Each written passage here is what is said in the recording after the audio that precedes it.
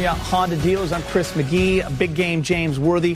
We got Robert Ory. We got Brez here. We got Allie and Trudell working the post game. The Lakers lose back-to-back games for the first time this year. Pistons' second worst team in the league. They had their worst loss of the year last night. So both teams were on a back-to-back. Outscored in the fourth quarter, 25-14.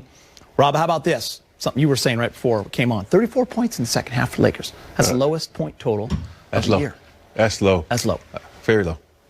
But you know, the thing about it is, I think, James, you and I had more energy in your James on Fire segment than the Lakers had all night. Might I say the James on Fire segment, the pregame show, was Emmy Award winning. Hell yeah, we could have gone out there. Might just roll that tonight. Oh, we should. But you got to think about this. This is the one time Bad Cop Rob is not going to come out because they've been on a road trip. And it's hard during COVID. You know, you get a kind of a stymie. You can't leave the hotel. You can't do anything. You know, I could say a little laziness kind of creeps in. And you can't help it because you're just stuck in this hotel not doing anything. So they don't have that energy and that effort. And they're missing AD. So there's a lot of things going against them tonight. So, Bad Cop Rob is not even mad tonight. Big game? There are two things. Yeah, it's an embarrassing loss, obviously. Yeah. But, two things. Every night is going to be a big night for whoever the Lakers are playing. Detroit, the worst record. But when the Lakers come to town, it's show and tell. It's time to show out on them. Also, you have to realize, regardless of Detroit's record, they're still professional NBA players. You know, they got here by being really good. It's just not working out as a team and individually. You know, guys like Wayne Ellington tonight hitting threes. And once they saw that the Lakers were going to let them hang around, because I think most underrated teams, they wait for the big punch to knock them out. That never happened. And so Detroit felt like they could, stay in the game. They thought they could win. Griffin hitting threes, Plumlee, exercising his talent out there. So it's an ugly loss. But I agree with Rob, man. This is an unusual season coming out of the bubble into something else kind of messy. And I just think subconsciously they probably thought they were going to beat the Pistons.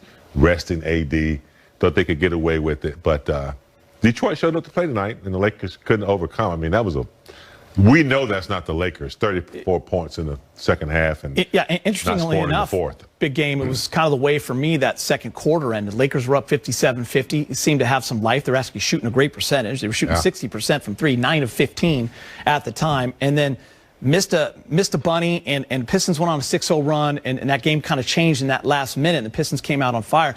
And the Lakers from that point on only made 2 threes the rest of the game. I mean, Wayne Ellington and Blake Griffin had 11 threes between them. Yeah. Lakers as a team had 12, and just the 34 points in the second half. It's interesting. It was 87-88 with 8 minutes and 40 seconds left in that fourth quarter. THT hit a three. The Lakers didn't score again for what seemed like 2 hours. I know. It was 7 minutes. And in that time, the Pistons went on a 14-0 run. And I think we're just used to LeBron doing what he does every single fourth quarter. He only had 2 points in the second half. He had 0 in the fourth. The thing about it is we realize it's got to be other people. Yeah, LeBron is human. And sometimes when you have nights like this, James said it earlier, you got to go to that bench. You got THT who can come with some energy. You got Trez. You got all these guys that can come with some energy because your big dog LeBron has more years. Pretty much he has more playoff games than anybody on that team has games. So you got to say he's going to have those nights where he just didn't have it or just doesn't have it. And you have to go to the bench. You can't be afraid. As a coach, I wouldn't want to be in this position because how do you tell one of the best players ever played this game, go sit down? It's hard because, he has a competitive spirit. He wants to be out there. But sometimes you got to go to the other guys. Those guys can come with it and bring a little energy and rest a little more. So I think this is one of those nights where you really needed your bench. But I think it's hard as a coach. Like, when do you think that time is, right? I mean, LeBron's been so good in the fourth quarters. You're starting him in the fourth, right? You got to roll the dice. 14 in the first quarter. You got to roll the dice and say, okay, LeBron, what do you think? Well, what about THT? And we saw Kuz tonight get the start for AD, and he had 22. We talk a lot about Kuz when he does get the start and he gets the shot attempts. Last night it's 4. Tonight it's 17. He ends up with 22 points. It's simple math, right? THT getting some run. James, I'm telling you, man, you watch this kid play, and I know we've talked a lot about it. he's got something, and everyone knows it. And he's 20 years old. He is knocking on the door for more minutes. Yeah. Yeah. Someone in that rotation tonight ahead of him better be looking. Tonight would have been the night I would have played him 30 plus. Yeah, he had that energy going tonight. My college coach, and I don't know if Rob's did it, but every now and then when the starters weren't playing well, he'd take the whole starting five out and put in a blue team, what he called a blue team. And he just let them play for 3 or 4 minutes, pass the ball, play hard defense, then he'd let the guys go back in. So I agree with that he should go to the bench. But Tucker, it's going to be hard not to play him because he really does come in the game, and he's a game changer because he can score, he can defend, he can knock down the three. So, he's a player that's, I'm sure he's getting it done in practice when they get to practice, but he's the man to minutes. He reminds me of this guy I played with back in 98, 99. He had all this energy, but Dale Harris was holding him back. And when he got there, he was just putting up numbers. Talking about Kobe Bryant. And I'm not saying he is going to be Kobe Bryant, but he reminds me of this guy that's young, has a lot of talent, but the coaches are seemingly holding him back. But when they do let him out there, he does these extraordinary things, and he goes out and plays extremely well. So, and I know it's hard because you're looking down that line like, whose minutes does he take? Yeah.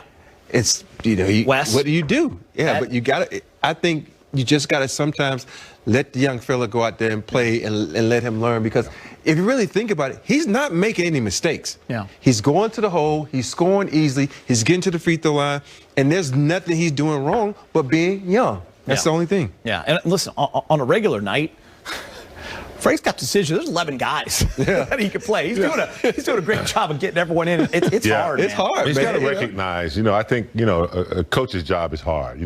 If a guy's in a slump, you want to allow him to get out of it. But I thought, like tonight, like Pope was not there mentally. He was frustrated. He had that foul, that flagrant foul. He wasn't getting the calls that he thought he could get, and he got frustrated. That would have been a time I would have said, look, Tucker, go get him, make something happen, give him some minutes. You gotta. It's a hard thing to do. Yeah. But you gotta.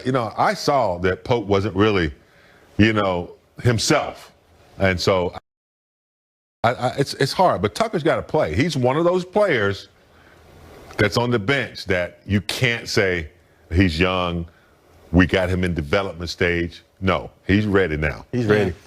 I always appreciate LeBron's ability to play every single night. His minutes the last 3 nights, 39, 38, 36. It's a lot. He was playing 29, 30. It's a lot of minutes. Yeah. Right? It's a lot of minutes. And that's where your bench has to come through.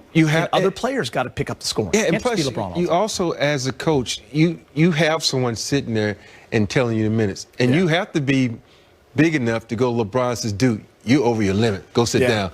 And that's important. I think LeBron also has to understand that it's the journey, not the sprint they're doing right now. I want to ask you guys this before we get to the highlights. Something that was just glaring tonight. There's no AD, right? So we talk about the lack of rim protection. Only 1 block tonight. Only 2 steals tonight. And when you're a Pistons team and you see no AD and you see what the Lakers are, the size, you attack. Yeah, totally affected them on both ends of the court. Yeah. On defense, they had no fear. I mean, Marcus Gasol is not a shot blocker. Neither is Trez. We had no shot blockers tonight, so they felt very comfortable on the defensive end going to the cup. On the offensive end, we didn't have that extra distraction that would collapse the defense, and we could get better shots. I don't think we got the shots that we normally get, the open threes, the uncontested threes. We missed a lot of bunnies, too, inside. Yeah, I think Trez was trying to force the issue, get fouls. So we missed him on both ends, but I don't think that's the reason they lost, but they did miss his right? effective. It's all that stuff. And by the way, that was with a couple minutes left. They did get a couple of late blocks, so they ended up with 3, but game was already out of hand. All right, let's get you to the highlights.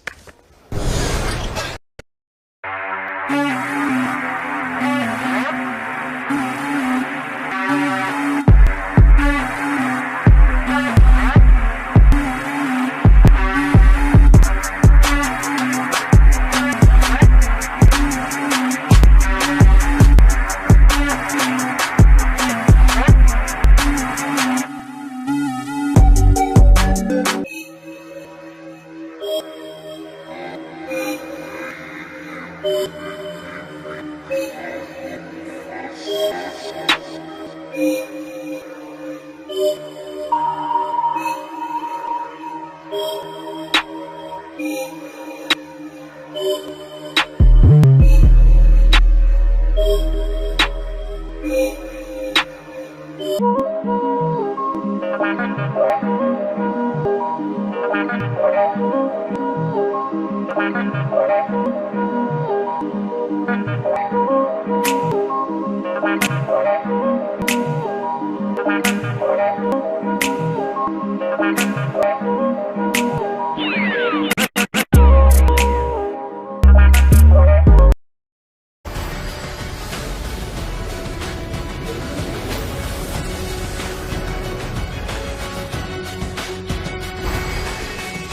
and welcome to Access Sportsnet. Lakers driven by your Southern California Honda dealers. I'm Chris McGee. A big game, James Worthy.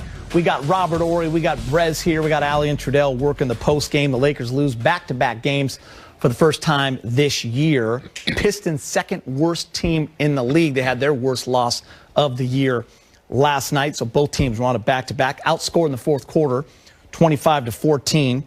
Rob, how about this? Something you were saying right before it came on. 34 points in the second half for Lakers. That's the lowest point total of the year.